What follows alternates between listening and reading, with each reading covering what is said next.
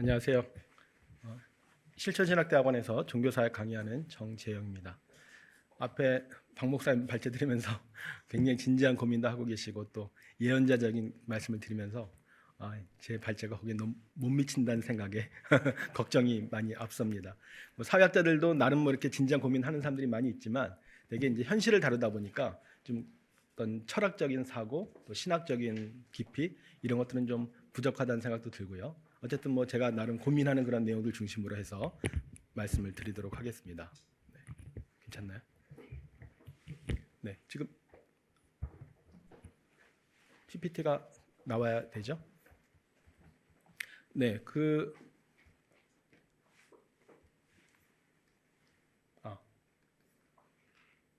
끊었었군요. 네, 지금 이제 한국교회 트렌드하고 이제 같이 맞물려서 진행을 하고 있는데요. 그 한국교회 트렌드 책에서 이제 2023 책에서 제가 쓴 내용이 이제 오늘 이 내용입니다. 퍼블릭 처치, 교회 공적인 책임에 관련해서 썼기 때문에 그 내용들 관련해서 또 지금의 상황들 좀 엮어서 말씀을 드리려고 합니다. 지금 이제 자료집에 있는 내용은 제가 이제 원래 책에 넣었던 원고 조금 고친 내용이고요. PPT는 조금 다른 내용들도 있는데요. PPT를 가지고 말씀을 드리도록 하겠습니다.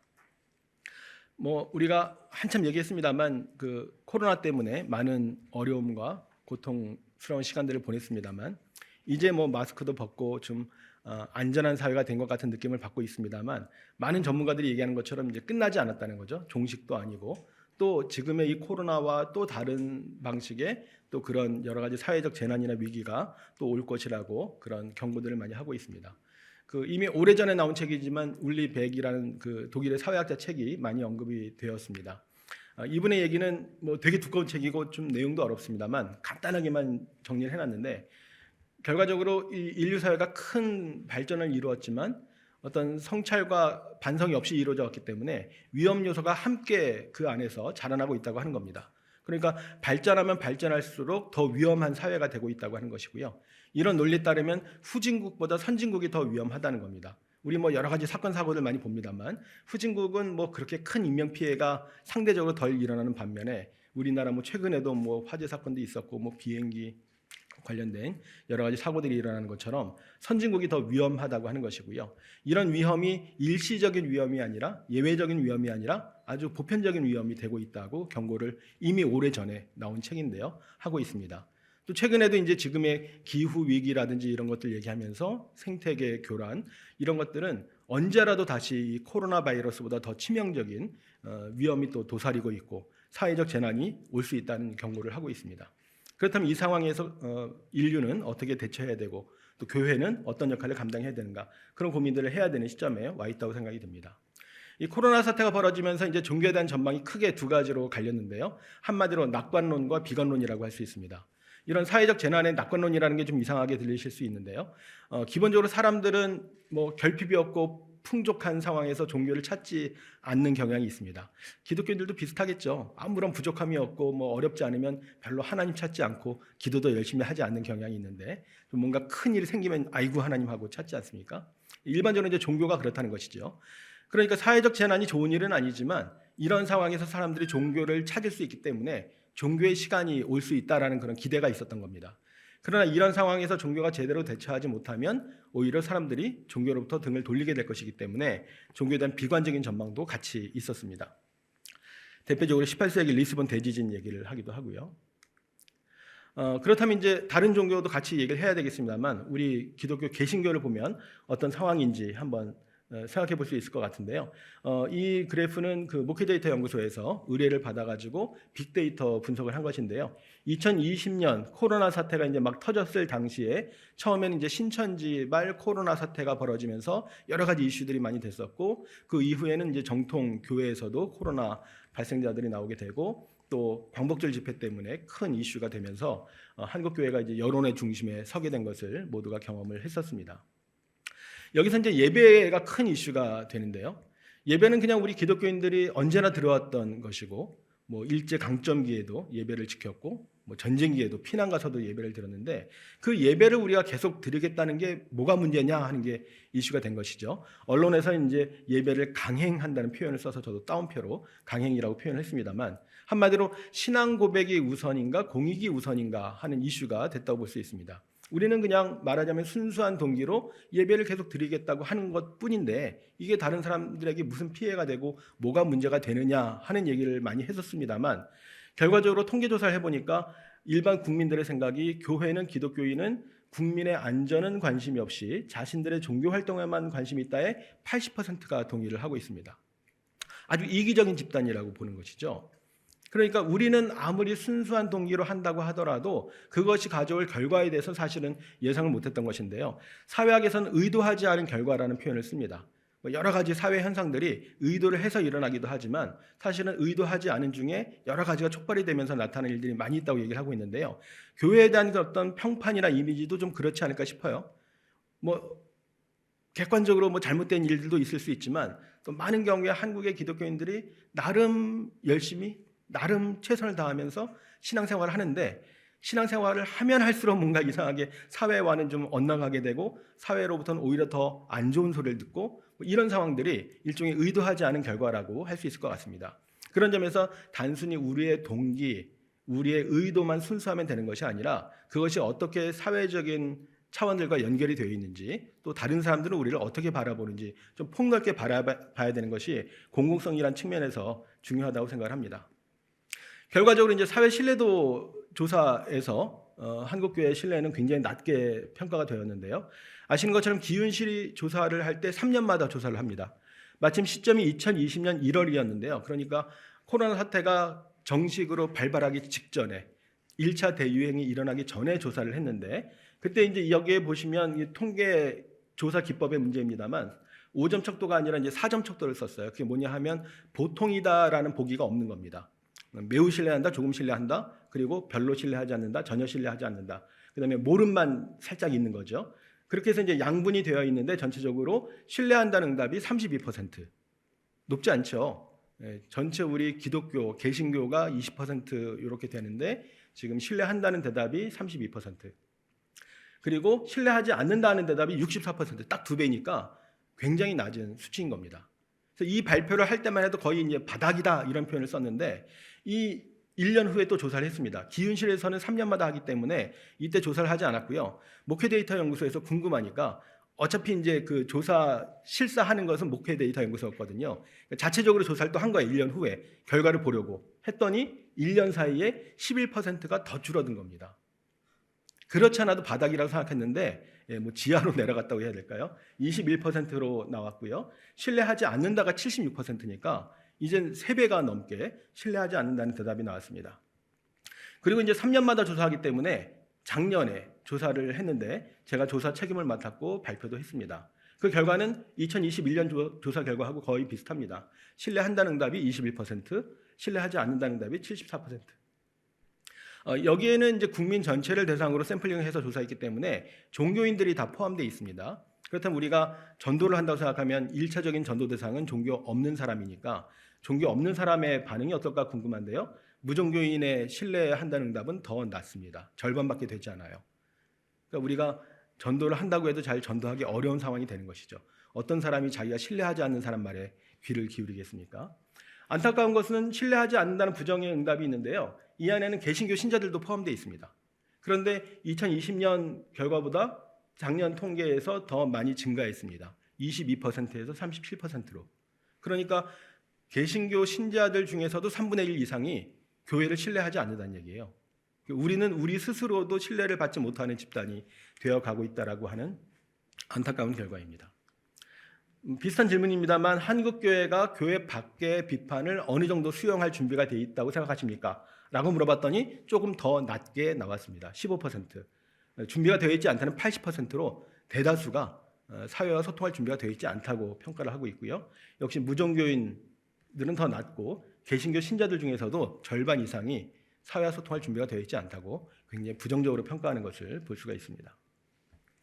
결과적으로 종교별 이미지를 조사해보면 극명하게 드러나는데요. 이것은 2022년도에 코디 연구소라고 또 제가 관련되어 있는 연구소에서 일반 국민들이 기독교에 대해서 어떻게 생각하는지를 조사한 내용들 중에 일부입니다만 그 내용에서 여러 가지 종교와 관련된 수식어들을 한 20가지를 제시를 해놓고 어느 종교와 가깝습니까? 라고 물어본 거예요. 그러면 지금 매핑을 해가지고 원이 있지 않습니까? 불교하고 가장 가까이 있는 이미지를 보시면 포용적이란 단어가 있고요. 상생하는 조금 멀리 보수적인, 친근한, 엄숙한, 썩 나쁘지 않은 단어들이 가까이 있습니다. 천주교는 어떨까요? 아주 가까이 있는 단어들이 진정성 있는, 도덕적인, 헌신적인, 희생적인 굉장히 좋은 이미지가 구축되어 있는 것을 볼 수가 있죠. 개신교는 가장 가까이 있는 것이 배타적인, 물질적인, 위선적인, 이기적인, 세속적인, 동심원 안에 좋은 것은 하나도 없습니다. 이게 한국교회의 현실이라고 하는 겁니다. 여기 아마 신실한, 독실한 크리스찬들이 많이 계실 텐데요. 적어도 우리는 좀 덜 세속적으로 보이려고 하고 이기적이지 않게 행동하려고 하지 않습니까? 그런 사회에서 우리를 바라보는 시선은 이렇게 보이는 겁니다. 이런 상황에서 우리가 뭐 아무리 전도를 열심히 한다고 해도 또는 좋은 일을, 선한 일을 한다고 해도 진정성 있게 인정받기 어려운 상황이 되고 있다고 하는 것이죠. 그래서 이런 상황에서 우리가 어떻게 공적인 책임을 다할 것인가, 뭐 굉장히 여러 가지 많이 있습니다만 제가 관심 있는 내용을 중심으로 말씀을 드리도록 하겠습니다. 코로나 사태 동안에 많이 또 언급됐던 책 중에 하나가 이 기독교의 발흥이라는 책으로 많이 들어보시고 읽어보셨을 것 같습니다. 기독교 신학 서적은 아니고요, 종교사회학 서적입니다. 미국의 유명한 로드니 스탁이라고 하는 분이 책을 썼는데요. 우리나라에 번역이 됐습니다. 사실 종교사회학 책이 많이 번역이 안 돼 있어서 안타까운데 어느 분이 관심이 있는지 로드니 스탁 책을 여러 권 번역을 해서 너댓 권이 지금 번역이 돼 있습니다. 관심 있는 분들은 좀 보셔도 좋을 것 같은데요. 간략하게 소개해드리면 이 책은 기독교의 발흥이란 제목에 나타나고 있는 것처럼 처음에는 소수 종교였던 기독교가 어떻게 세계적인 종교로 발흥하게 되었는가, 말하자면 부흥성장하게 되었는가를 보여주는 책입니다. 굉장히 두껍고 요인도 굉장히 다양합니다. 그 중에 하나 우리가 코로나 상황이었기 때문에 전염병 사태에 대해서 언급하는 부분들을 보게 되면 사실 뭐 교회사에서 많이 하는 얘기긴 합니다만 당시에는 이제 기독교는 신흥 종교였고 소수 종교였고 이교도들이 더 득세를 했었는데 이 이교도들은 당시의 전염병 사태에 대해서 어떤 자신들의 입장에서 잘 일관되게 이해하지 못하고 설명하지 못했다고 합니다. 그래서 이 전염병에 대해서 그냥 도피하고 회피했다고 하는 것이고요. 환자들도 돌보지 않았다고 하는 것이죠. 그런데 많은 소수였던 당시의 기독교인들은 이 전염병 사태에 대해서 하나님의 섭리 가운데 이해하려고 했었고 특별히 이웃사랑이라고 하는 이타적인 규범이 있었기 때문에 환자들을 내팽개치지 않고 지극정성으로 돌봤다고 하는 겁니다. 그러면서 실제로 병에 감염이 돼서 순교하듯이 사망한 사람도 있고요. 또 몇 사람은 요즘에도 한 번도 걸리지 않은 사람, 저도 안 걸렸습니다만 안 걸린 사람도 있지 않습니까? 그렇게 해서 이제 옆에서 끝까지 간호를 했는데도 병에 걸리지 않아서 기적이 나타났다, 뭐 이런 반응을 보이기도 하고요. 이런 과정들이 여러 가지 요인들과 함께 기독교가 세계적인 종교로 부흥하는데 중요한 밑바탕이 되었다고 얘기를 하고 있습니다. 사실 뭐 한국의 기독교 역사도 비슷하죠. 아시는 것처럼 서양 선교사들이 들어왔을 때 콜레라가 창궐을 해서 많은 사람들이 죽었는데 선교사들이 본국으로 돌아가지 않고 여기서 환자들을 돌보고 또 순교를 한 그런 사례들이 있지 않습니까? 이런 상황들을 생각해 본다면 교회가 어떤 사람들에게 더 관심을 가져야 되는가 하는 것은 자명해지는 것 같습니다. 사회학에서는 이런 표현을 씁니다. 사람을 차별하는 전염병, 전염병이 사람을 차별한다. 이거 좀 상식적이지 않은 말이죠. 실제로 전염병이 사람을 가려가면서 걸리게 하지는 않습니다. 근데 어떤 사람이 더 감염병에 취약한가를 보게 되면 뚜렷하게 차이가 난다는 것이죠. 실제로 이건 사회학 책에 나오는 얘기인데요. 신체와 질병은 사회적 요인에 의해서 영향을 받는데 통계로 보면 상류층에 비해서 하류층이 출생 시에 몸무게도 더 적게 나가고 영아 사망률이 높고 어른이 된 뒤에 더 작고 건강하지 못하고 더 젊은 나이에 사망하고 이게 많은 사회학자들이 참고를 하는 사회학 개론서에 나와 있는 통계입니다. 마찬가지로 전염병에 대해서도 비슷하게 작동한다고 하는 것이죠. 여유가 있고 또 자기 생활 환경을 더 위생적으로 할 수 있는 사람들은 전염병에서 어느 정도는 자유롭게 지낼 수 있지만 그렇지 못한 사람들, 다 재택근무하는데 반드시 사람들을 만나서 대면으로 일을 해야 되는 사람들이 있었고 실제로 많이 감염이 되기도 하고 당시 우리나라 통계에 보게 되면 코로나 사태 동안에 소득 격차가 더 벌어졌다는 통계가 나오기도 하지 않았습니까? 이런 것들에 대해서 우리가 좀 관심 있게 봐야 된다는 생각이 들고요. 네, 최근에 얘기하는 미셔널 처치라고 하는 그 개념이 이런 사역의 활동에 중요한 밑거름이 된다고 생각이 듭니다. 아시는 것처럼 미셔널이란 말은 사전에 없는 말인데 만들어서 쓰는 것이죠. 기존의 미션이란 개념이 주로 해외 선교만 의미하는 것처럼 잘못 사용되고 있어서 레슬리 뉴비긴 얘기를 많이 합니다만 영국의 선교사로 인도에 파송되어서 35년간 선교 사역을 마치고 자기 나라 영국으로 돌아와 보니까 영국이 인도보다 더 선교지 같은 상황인 것을 보면서 선교라고 하는 게 꼭 해외 나가서 타지에 나가서만 해야 되는 것이 아니라 모든 교회가 모든 기독교인들이 선교적 사명을 감당해야 된다. 이것은 꼭 해외 선교사에게만 국한된 사명이 아니다. 그런 차원에서 새롭게 선교를 이해하게 된 것이죠. 그래서 요즘에 이제 마을 목회라고 하는 것, 마을 공동체 사역이라고 하는 것이 미셔널 처치와 아주 결부되어 있다고 할 수가 있습니다. 결국 지역 교회가 그 지역 속한 지역 사회에서 선교적 사명을 감당해야 된다고 하는 것이죠. 우리가 이제 국내 선교라고 하면 대개 국내에 있는 다른 작은 교회 또는 뭐 미자립 교회 도와주는 것들을 많이 얘기를 하고 있습니다만 뭐 그것도 필요한데요. 우리 스스로 직접 지역 사회에서 선교적 사명을 감당하는 것을 얘기를 하고 있습니다. 그래서 교회가 더 이상 지역 사회와 분리되지 않고 구원의 방주로서만 이해되는 것이 아니라 지역 사회를 선교 현장으로 인식하고 거기에 직접적으로 적극적으로 참여하는 것을 얘기를 하고 있고요. 이런 선교적 교회를 실제로 실천하는 방안으로 마을 목회를 많이 얘기하고 있습니다. 실제로 선교학 학위를 받고 나서 마을 목회를 하는 그런 사례들도 나타나는 것을 볼 수가 있습니다. 저희가 그 몇 년 전에 벌써 10년 가까이 되는데요. 미국에서 그런 미셔널 처치 잘 하는 교회를 좀 찾아보고 싶어가지고 방문을 했었습니다. 그래서 뭐 대형 유명 교회를 찾아간 것이 아니라 작지만 미셔널 처치의 사례가 될 만한 게 뭐가 있는지 몇 군데를 찾아봤는데 그 중에 한 곳인데요. 아마 좀 많이 소개가 됐던 사례이기도 합니다.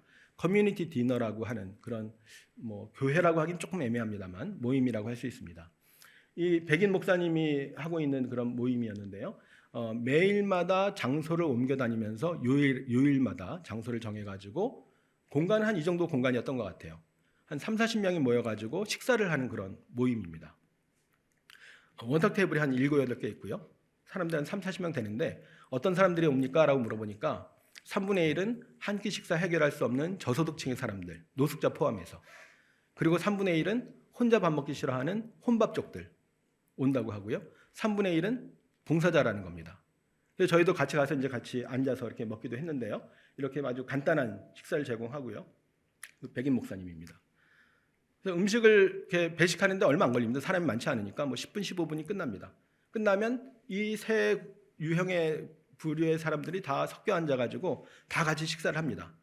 우리나라도 뭐 밥퍼부터 해서 이런 사역들 많이 하죠. 저도 가서 이렇게 참관도 하고 실습도 해봤습니다만 우리나라는 대부분 이렇게 엄격하게 분리하는 것 같습니다. 봉사자는 식사하는 분들과 같이 섞여 앉지 않습니다. 봉사만 하고 빠지시고 나중에 따로 봉사자끼리 식사합니다라고 지침을 주시더라고요. 실제로 그렇게 했었고 뭐 그것도 여러 가지 필요한 이유가 있겠죠. 근데 여기는 뭐 우리가 보통 하는 것처럼 뭐 수백 명이 오는 게 아니고 30-40명 봉사자 포함해서 소그룹이라고 할 수 있죠. 금방 배식이 끝나고 다 섞여 앉습니다. 그리고 서로 얘기하면서 식사를 하고 있었고요. 그 목사님이 처음에 오순절 교단의 목사님이기 때문에 영혼 구원에 열정이 있어가지고 전도를 하고 싶어가지고 나가서 이렇게 설교를 하려고 했답니다. 그랬더니 그 앉아있는 사람들이 막 소리를 지르면서 여기 당신 설교 들으러 온 거 아니라고 당장 내려오라고 이래가지고 올라가다 다시 내려와서 설교를 못했답니다.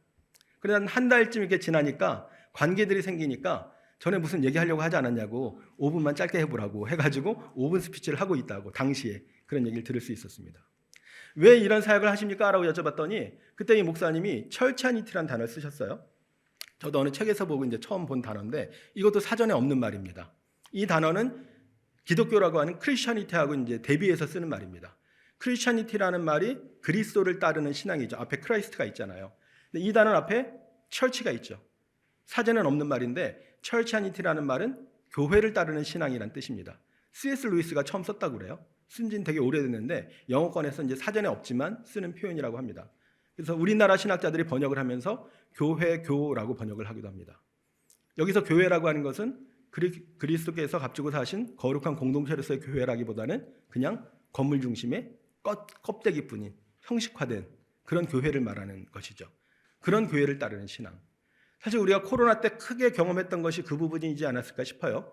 교회당 문이 닫히고 대면 예배를 드리지 못하게 됐을 때 우리 교회는 어디로 갔는가 다들 멘붕이 오지 않았습니까?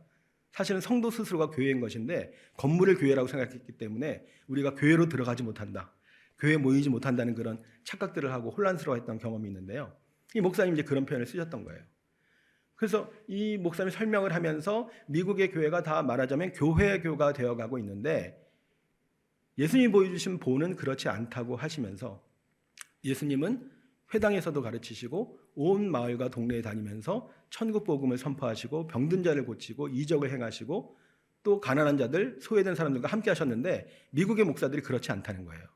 자기는 더 본질적인 목회를 하고 싶어서 이렇게 하고 있다고 얘기를 하시더라고요. 우리에게도 시사하는 바가 적지 않은 것 같습니다. 근데 흥미로운 것은 이분이 주일에도 이렇게 모이는 거예요.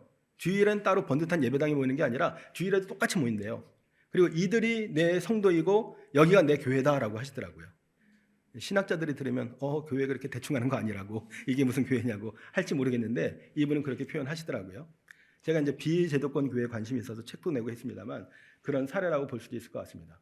어쨌든 이런 형태가 우리가 생각하는 마을 목회하고도 좀 연결이 되는 것 같고 시사하는 바가 있어서 소개를 드렸고요. 이런 것들을 실제로 이제 실천할 수 있는 방법이 마을 공동체 사역이라고 볼 수 있겠습니다. 마을 목회라고도 할 수 있고요. 마을 목회라고 하면 일단 목회는 목사님들이 하는 거니까 일반 성도들에게는 좀 해당되지 않는 것 같아서 폭넓게 표현한다면 마을 공동체 사역이라고 할 수 있을 것 같고요. 여기서 마을 공동체 운동이라고 하는 것은 주민 자치 운동을 말하는 것입니다. 많은 분들이 이제 마을이란 말을 들었을 때 요즘 세상에 마을이 어디 있냐고, 그 응팔 시리즈에 나오는 그 쌍문동 옛날 80년대 거리, 여기 이거가 마을이지 요즘 시대 마을이 없다고 하는 얘기를 하는데 맞죠? 그런데 이 마을은 사실은 좀 추상적인 개념입니다. 우리가 시민사회라는 말을 쓰잖아요. 시민사회가 어디에 있죠? 사실 눈에 보이는 물리적인 공간이 아니잖아요. 시민들의 자발적인 참여가 이루어지는 공간이 시민사회잖아요. 그러니까 마을도 사실은 주민들이 자발적으로 참여하는 공간이, 그 장이 마을인 겁니다. 그럼 마을을 많이 만들자고 하는 게 마을 만들기고요. 그러니까 단순히 이제 편리한 예쁜 마을, 그것도 물론 포함은 됩니다만 그런 물리적인 가시적인 마을뿐만 아니라 주민들의 자발적인 참여가 이루어진 장을 확장시키는 것을 마을 만들기라고 합니다. 이런 것들이 이제 여러 가지 산업화로 공동체가 해체되고 있기 때문에 중요하고, 특히 코로나 이후에 이제 우리가 뉴 노멀을 얘기를 하고 있는데 뭔가 새로운 표준이 필요한 이 시대에 이런 마을 활동, 아까 우리 목사님께서 마을 교회라는 표현을 하셨는데 그런 마을 교회들을 세우는 것도 굉장히 중요하고 의미가 있다고 생각이 듭니다. 사실 교회는 예로부터 지역 교회라고 표현하지 않았습니까? 신학적으로도 이제 로컬 처치라는 말을 쓰고 있습니다만 우리 한국의 교회가 처음 들어왔을 때는 다 지역 이름으로 했던 거 아시죠? 그래서 북한에 있었을 때는 신의주 1교회, 2교회, 3교회, 4교회 숫자만 붙였잖아요. 평양 1, 2, 3, 4 이렇게 숫자만 붙였잖아요. 지금 우리는 제1교회는 다 있는데 제2, 제3은 없잖아요. 어디에 종로 제1교회를 누가 세우면 종로 제2교회를 하는 분은 없습니다. 종로 중앙교회로 가죠. 어디나 가면 다 제1교회랑 중앙교회는 있지만 다른 이름들은 없습니다. 그러니까 사실은 지역교회라고 말을 하고 있지만 더 이상 지역성이 강조되지 않는, 물론 우리가 지금 삶 자체가 지역에 한정되어 있지 않기 때문에 당연하다고 볼 수도 있겠습니다만 우리가 세계 선교를 외치면서 오히려 지역은 놓치고 있는 그런 모순적인 결과 속에 살고 있지 않는가 생각이 들어서 지역교회의 실존적인 근거가 바로 지역사회다, 그렇게 말씀드릴 수 있겠고요. 교회 역시도 이런 다양한 지역사회 구성원 중에 하나라는 생각으로 지역사회와 소통하고 또 인격적인 관계를 맺는 게 무엇보다도 중요하다고 생각을 합니다. 특히 이제 사회학적인 관점에서 보게 되면 교회가 이런 마을 공동체 운동을 하는데 주체적인 역할을 할 수 있다고 볼 수 있는데요. 미국의 민주주의라고 하는 그 토크빌이라는 학자가 쓴 책에서 보면 유럽의 교회와 다르게 미국에 가서 보니까 미국의 교회들은 일종의 자발결사체, 자발적인 참여로 이루어지는 일종의 우리가 시민단체 NGO 요즘 비슷하다고 할 수 있는데요. 유럽은 주로 이제 국가교회고 오랫동안 국교 형태가 있었기 때문에 태어나면 그냥 바로 교인이 됐잖아요. 미국은 그런 것이 아니라 자발적인 참여를 바탕으로 해서 신앙생활을 하는 것이 우리나라도 사실 비슷하죠. 그것이 이제 미국의 민주주의의 근간이 된다고 얘기를 했었는데, 또 로버트 퍼트남이라고 하는 학자는 그 나홀로 볼링이라는 책에서 사회 자본을 굉장히 강조를 합니다. 나홀로 볼링은 원래 의미는 이제 옆에 부제가 잘 보이지 않지만 미국의 사회적 커뮤니티가 많이 쇠퇴하고 있는 것을 보여주는 책입니다. 원래 볼링이란 스포츠가 사회 자본이 잘 형성되는 스포츠라고 얘기를 하고 있는데요. 사회 자본은 인적 자원과는 좀 다르게 사회 관계에서 나오는 힘을 말하는 겁니다. 그러니까 화폐는 아니지만 화폐만큼이나 강력하기 때문에 사회 자본이란 말을 쓰는 것인데요. 그 볼링이란 스포츠가, 볼링 많이 쳐보셨는지 모르겠는데 볼링 치면서 사회관계가 잘 만들어진다는 겁니다. 왜냐하면 아주 격렬하지 않기 때문에 볼링 치는 중간중간 대화도 많이 하고 음식을 나누기도 하면서 관계가 굉장히 이렇게 증폭된다고 얘기를 합니다. 축구라든지 그 뭐 농구라든지 막 격렬하게 운동하고 드리블하면서 대화하기는 어렵잖아요. 안부 묻기도 어렵고. 볼링은 그게 실제로 가능하다는 겁니다. 그래서 미국 사람들이 굉장히 볼링을 좋아하고 지금도 좋아하기는 하는데 그때와 지금과 다른 것은 뭐냐 하면 다 나홀로 볼링족이라고 하는 겁니다. 전처럼 단체전 하지 않고 리그전, 동호회 활동하지 않고 다 혼자 와서 혼자 볼 굴리고 돌아가는 사람이라고 합니다. 우리나라 옛날에 커피 마실 때 다 다방에 가서 같이 모여 앉아가지고 음악 들으면서 커피 마셨었는데 지금은 다 나홀로 뭐라고 하죠? 혼자 커피 마시는 사람들 많잖아요. 그런 거 비슷한 현상이라고 볼 수 있는 거죠. 대표적으로 이제 볼링 얘기를 하는 것이고 전체적으로 보면 굉장히 다양한 통계를 제시하면서 미국에서 뭐 서신왕래라든지 여러 가지 정보 교류라든지 전반적으로 사회자본이 쇠퇴하고 있다고 보여주는 책입니다. 그 이후에 진짜 그런가에 대한 많은 뭐 논란들이 있긴 했습니다만 교회도 이제 크게는 다르지 않다고 하는 것인데요. 그래도 교회는 여전히 주일마다 모이고 있고 주일마다 목사님 말씀 듣고 또 거기서 우리가 결단을 하기도 하고 또 소그룹으로 모이지 않습니까? 주중에 따로 또 모여가지고 비정기적으로 더 친밀한 관계를 형성하기 때문에 교회는 여전히 사회자본을 형성할 수 있는 좋은 공간이 될 수 있다고 보는 것이죠.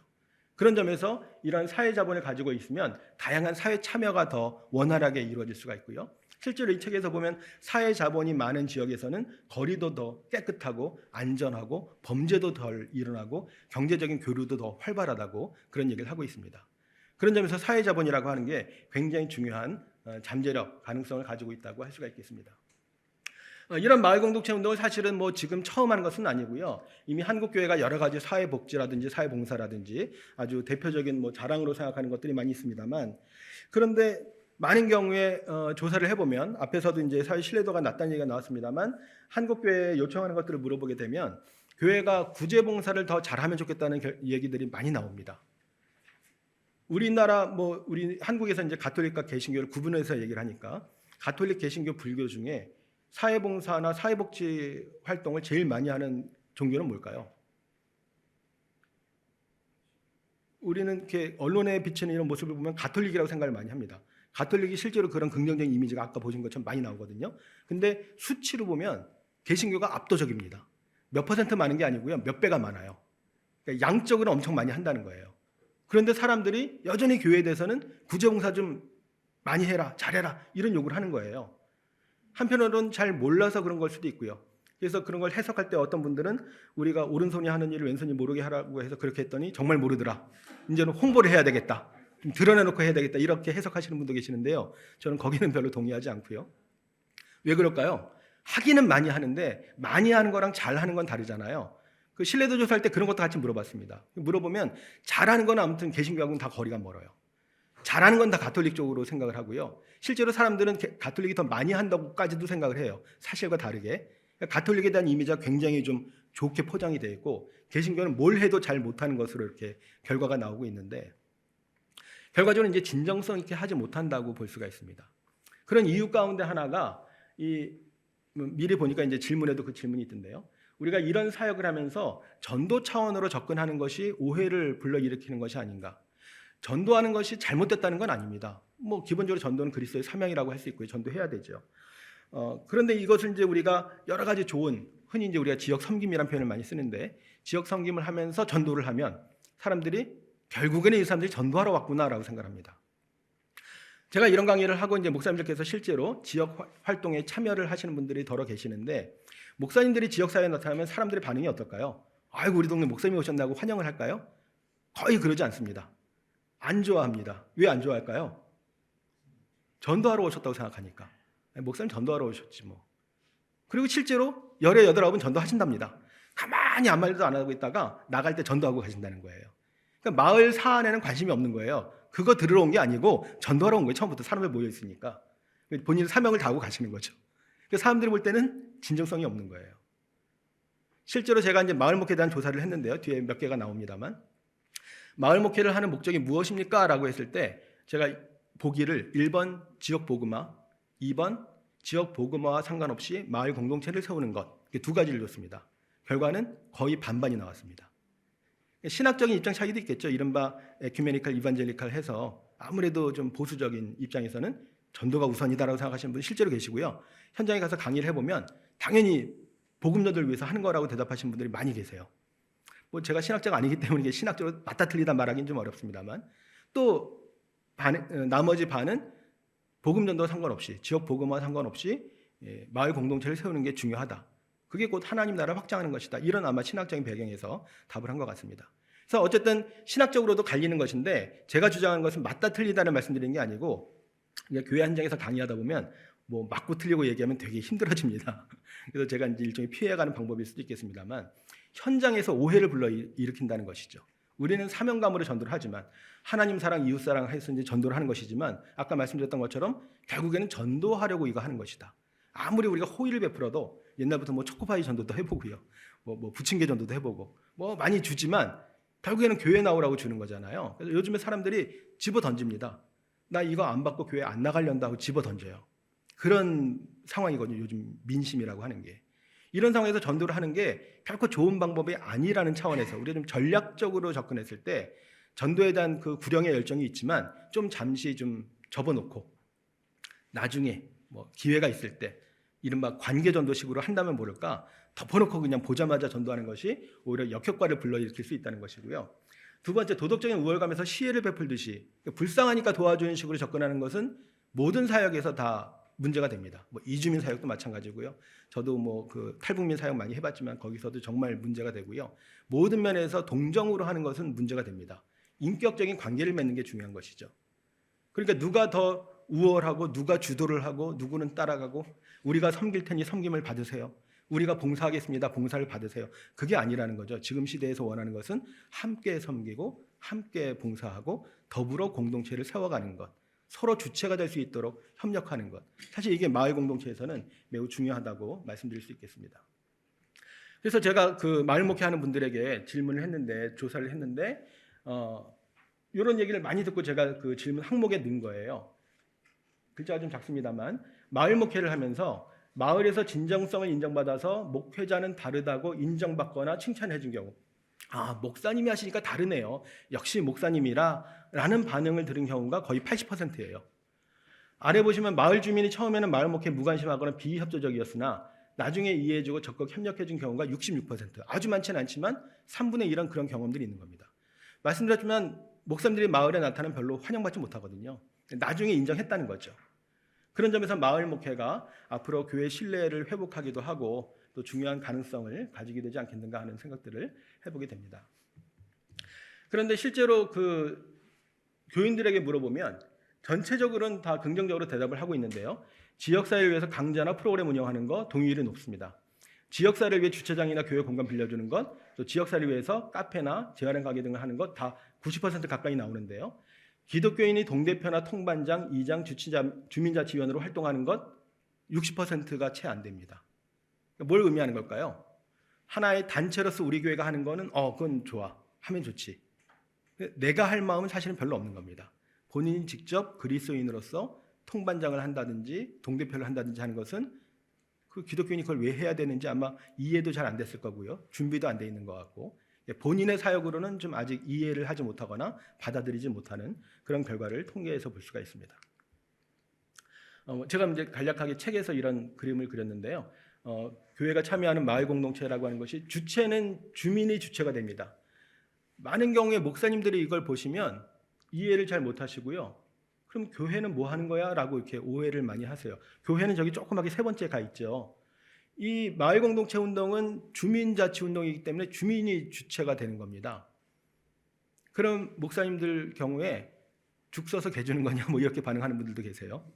근데 주민이 우리가 다 주민이잖아요. 그죠? 심지어란 표현이 어떤지 모르겠습니다. 심지어 목사님도 주민이시고. 근데 목사님 본인은 주민이 아니라고 생각하는 거예요. 교인도 주민이라는 생각, 교인이지 주민이라는 생각은 없는 거예요. 그러니까 주민하면 세상 사람들이 주민인 거고 우린 주민이 아닌 거예요. 완전히 이원화된 사고를 하고 있는 겁니다. 그래서 사실 주민이란 말은 기독교인이든 비기독교인이든 모든 주민들이 좋은 마을, 살기 좋은 마을 만들기 위해서 협력하는 것이다라는 의미인데 그걸 잘 이해를 못하세요. 항상 우리가 주도하고 우리가 앞서가고 이런 걸 생각했기 때문에 그 다음에 행정과도 이제 때로는 협력을 해야 될 수도 있고요. 이 부분이 이제 또 이해가 많이 다릅니다. 과거에 이제 좀 그 포괄적인 공동체 운동, 사실은 이 마을 공동체 운동, 마을 목회는 좀 혼재되어 있긴 합니다만 조금 소극적인 공동체 운동이라고 볼 수 있어요. 아까 이제 목사님께서 말씀하신 사회 개혁, 사회 변혁적인 것은 훨씬 더 포괄적이고 적극적인 공동체 운동이라고 우리가 보통 표현하는데, 요즘 사실 이제 협동조합이든지 뭐 이런 여러 가지 생활 공동체 운동들은 현체제를 어느 정도는 그냥 수긍하고 받아들이는 겁니다. 이 현실 자체를 변혁하고 이 현실 자체를 이렇게 다 이렇게 뭐라고 해야 되죠? 뒤집어 엎고 하는 그런 변혁적인 운동이라기보다는 어쨌든 이런 현실인 상황에서 이 안에서라도 우리가 뭔가 좀 의미 있게 해야 되지 않겠는가 하는 사실은 상당히 소극적인 공동체 운동이라고 볼 수 있습니다만, 그러다 보니까 이제 행정 얘기를 하면 어떤 목사님들은 아니 행정은 우리가 싸워서 투쟁을 해야 극복해야 될 대상이지 무슨 행정하고 협력을 하느냐라고 말씀하시는 분들도 계시고, 현실적으로 이제 행정에서 많은 공모 사업들이 있거든요. 그 공모 사업에 지원을 해가지고 지원금도 받고 하면 또 작은 교회가 여러 가지로 또 이렇게 지원들이 생기기 때문에 그런 것들 또 적극적으로 해야 되는 분도 계시고 하기 때문에 현장에서는 좀 이렇게 엇갈리기도 합니다. 입장에 따라서. 저는 꼭 뭐가 옳고 그르다고 생각하지는 않습니다만, 뭐 본인의 어떤 신학적인 배경이라든지 또 목회 철학에 따라서 좀 달라질 수 있겠습니다만, 어쨌든 기본적으로 마을 공동체 운동은 행정과 조력을 하는 관계로 볼 수 있고요. 그 다음에 지역의 여러 단체들 참여하는데 교회도 거기에 이제 하나로 참여할 수 있다고 생각이 듭니다. 뭐 운동 전략이나 방법들은 이제 되게 많은 내용들이 있기 때문에 자세한 내용은 넘어가도록 하겠고요. 그래서 교회도 이제 여러 가지 차원에서 이런 것들에 관심을 가지고 규모별로 다양한 활동을 할 수 있다는 생각이 드는데요. 대개 이제 소형 교회들은 기본적으로 지역 친화적이고 지역 밀착형 교회들이 많이 있기 때문에 직접 마을 활동가로 참여할 수도 있다고 생각이 들어요. 우리가 활동가란 말 많이 쓰는데 이 마을 주민자치 활동하는 활동가들이 또 있습니다. 부분적으로 이제 뭐 교육을 받아가지고 자격을 따기도 하고 많지는 않지만 뭐 이렇게 수고비를 받기도 하고 그런 일들이 있습니다. 그래서 목사님들이 실제로 그런 일을 하시는 경우도 있고요. 작은 교회는 스스로 직접 뭐 그런 일을 할 수 있다고 생각이 들고요. 중형 교회라면 이제 조금 더 여력이 있기 때문에 개 교회가 하는 그런 사역들뿐만 아니라 여러 교회를 좀 연합할 수 있는 그런 교회 협의회 차원에서도 조력자 역할을 하면 좋을 것 같고요. 좀 더 여력이 있는 대형 교회 같은 경우에는 그런 역할들을 포함해서 중간 지원 조직 역할도 할 수 있지 않을까. 중간 지원 조직이라는 거 들어보셨는지 모르겠습니다만 행정과 시민을 연결해주는 그런 단체들을 말하는데, 흔히 이제 우리나라에 있는 마을 공동체 지원센터, 사회적 기업 지원센터 이런 것들이 이제 중간 지원 조직이라고 하는 겁니다. 교계에 사실 이런 게 별로 없어요. 아마 다 꼽으면 손에 5개도 아마 안 될 텐데요. 한두 개 있긴 있습니다. 제가 뭐 간접적으로 관여하는 단체도 있긴 하고요. 그러니까 말하자면 목사님들이 그 의미가 있는 것 같은데 좀 해보고 싶은데 해도 가서 배울 데가 없어요. 정보를 얻기도 어렵고요. 그냥 아름아름으로 이렇게 물어보는 경우들이 많이 있습니다. 또 좀 체계적으로 교육도 하고 정보도 나눠주고 좀 시행착오를 좀 덜 할 수 있게 도와주는 단체가 있으면 얼마나 좋겠습니까? 할 수 있다면 교회계획 실천연대에서 하부 조직으로 마을 공동체 지원센터, 마을 목회 지원센터를 만들어서 하는 것도 좋은 방법일 것 같고요. 어쨌든 여력 있는 단체에서 그런 것들을 해줘도 좋을 것 같습니다. 네. 간단하게 참여 원리 몇 가지만 소개해드리고 마치려고 하는데요. 말씀드렸던 것처럼 교회에서 이런 것들을 많이 하고는 있습니다만 현장에 필요하고 잘 맞지 않는 경우들이 많이 있습니다. 우리는 한다고 애를 쓰고 하는데 다른 그 지역 사회에서는 별로 환영받지도 못하고 반응도 없고 물론 고마워하지도 않고 그냥 우리만 만족하는 그런 경우들이 많이 있는데, 제가 이제 현장에서 실제 들은 얘기인데요. 사례로 제가 많이 말씀을 드립니다만 어떤 복지관 사역하신 목사님이 말씀하시더라고요. 복지관 일을 하면서 이제 그 노인들, 독거 어르신들 이제 안부 사역을 하느라고 찾아다니면서 인사를 나누고 안부를 묻고 나오려고 하는데 한 할머니가 목사님 손을 이렇게 잡으시면서 목사님 집에 김치는 있수, 내가 김치 좀 드릴까? 그러시더래요. 이게 지금 무슨 상황이지? 독거 어르신이 나한테 김치를 주신다고? 내가 받아와야 되나? 하고 이제 냉장고를 열어보니까 손도 되지 않은 새 김치통이 3개나 있더래요. 전혀 손도 되지 않은. 왜 이렇게 안 드셨어요? 라고 물어보니까 아니 나는 그 젓갈 들어간 건 비려서 못 먹는데 다 젓갈이 들어가서 먹을 수가 없어 그러시더래요. 아이고 없으신 형편에 입도 까다로우시지 그냥 감사하게 드시면 좋을 텐데 이런 생각이 드십니까? 아니잖아요. 어느 누가 요즘에 입에 안 맞는 거 억지로 꾸역꾸역 먹을 사람이 누가 있겠어요. 왜 이런 일이 벌어질까요? 이거 뭐 교회에서 줬는지 어디서 줬는지 모르지만 우리 교회에서 김장봉사 하는 거 생각하면 답이 나오지 않습니까? 어떻게 해요? 토요일 날 교육관 같은 데 모여서 딱 저도 해봤습니다. 비닐 깔아놓고 장갑 끼고 이렇게 표준화된 속 다 버무려 가지고 잘 해가지고 그것도 좋은 뭐 락앤락 같은 통에 담아서 배달까지 해드리면 얼마나 뿌듯해요. 우리가 다 노력봉사 해가지고 돈도 우리가 들여가지고 배달까지 했는데 잘 드시겠지. 뭐 많은 분들이 잘 드실 수 있어요. 그런데 그 중에는 안 먹는 분들도 있다는 겁니다. 왜냐하면 그분들이 정말 필요로 하는, 정말 원하는 김치가 뭔지 알아보지 않았으니까. 이게 표준화된 거니까 대부분 이런 거면 다 먹으니까라고 했지만 못 먹는 분도 계시는 거거든요. 그 목사님이 해법도 알려주시는데 어떻게 하면 될까요? 우리 교인들도 사실 김치 다양하게 먹잖아요. 빨간 김치, 백김치, 뭐 총각김치, 물김치 뭐 다 먹잖아요. 그러면 지역사회에서 우리가 드리려고 하는 분들이 어떤 김치를 원하는지를 파악해가지고 우리 교인들이 할 때 자기 거 하면서 몇 통 더 하면 되는 거죠. 할 수 있는 거죠. 근데 왜 안 할까요? 번거로우니까. 그거 언제 다 알아봐. 그거 언제 교인들한테 또 다 나눠가지고 배정을 해. 그리고 또 우리가 토요일날 같이 모여서 으쌰으쌰 하면서 같이 앉아가지고 버무리고 기념사진도 찍고 기록도 남기고 해야 이게 교회도 좀 분위기가 살지라는 생각이 실제로 있죠. 그 목사님들 되게 중요하다고 생각하세요. 결과적으로 자기 만족하는 봉사를 하는 겁니다. 우리는 이렇게 하면 좋아할 거라고 아주 만족스러워하면서 집에 돌아왔지만 본인들은 별로 만족하지 않는, 김치가 3통이나 그대로 남아있는 일이 생길 수도 있다고 하는 거죠. 그래서 지역 필요를 파악하는 게 중요합니다. 이런 거 하면 좋아할 거야가 아니라 정말 뭘 원하는지. 물론 제대로 하려면 조사를 해야 되는데 조사를 안 해도 많은 목사님들이, 뭐 목사님 아니라도 우리 성도님들이 그런 마음을 가지고 지역사회 이렇게 돌아보면 대충 눈에 들어오죠. 우리 사회 우리 지역사회에 뭐가 좀 어렵구나, 뭐가 좀 아쉽구나, 부족하구나, 웬만하면 압니다. 아니면 주민센터라도 찾아가서 사회복지사한테 우리 지역사회에 무슨 문제가 있습니까? 뭐가 어렵습니까? 물어보면 대충 파악은 됩니다. 전문적으로 조사하지 않아도. 그럼 그거에 대해서 우리가 이런저런 일들을 할 수 있는 거죠. 그 다음에 확인할 것은 교회가 그런 일을 할 수 있는가를 보는 게 중요합니다. 저도 이제 지역조사 많이 해봤습니다만 의뢰를 받아서 해보기도 하고요. 도시에서 제일 많이 나오는 문제는 주차난 교통난입니다. 이거 교회에서 해결해 주기는 어렵죠. 교회가 크면 주차장 개방하면 되겠지만 그런 주차장이 있는 교회가 많지도 않고 뭐 지하철 노선 하나 만들어줄 수도 없고요. 그러니까 아무리 지역사에서 원해도 우리가 못 해주는 건 못 해주는 거죠.